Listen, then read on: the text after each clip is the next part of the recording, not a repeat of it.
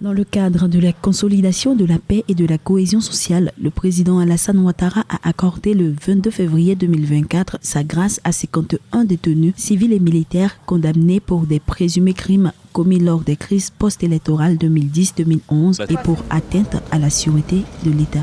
Parmi ces prisonniers, l'on compte l'ancien général Doboblé, proche de l'ex-président Laurent Gbagbo, et Souleymane Kamaraté, ex-directeur du protocole de Guillaume Soro.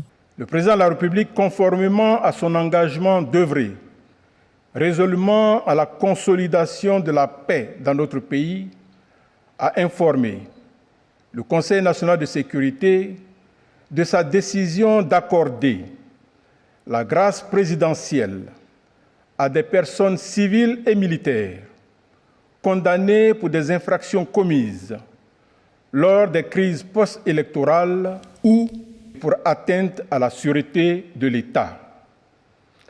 La liste complète des bénéficiaires de cette mesure de grâce, au nombre de 51. En outre, 6 personnes en détention préventive ont également bénéficié de la liberté provisoire. Le chef de l'État ivoirien ordonne la mise en place dans les plus brefs délais d'un mémorial en hommage aux victimes des crises post-électorales. Le chef de l'État a donné des instructions au Premier ministre chef du gouvernement afin de prendre des mesures immédiates pour l'érection, dans les plus brefs délais, des mémorials en hommage aux victimes des graves crises que notre pays a connues au cours de ces dernières années.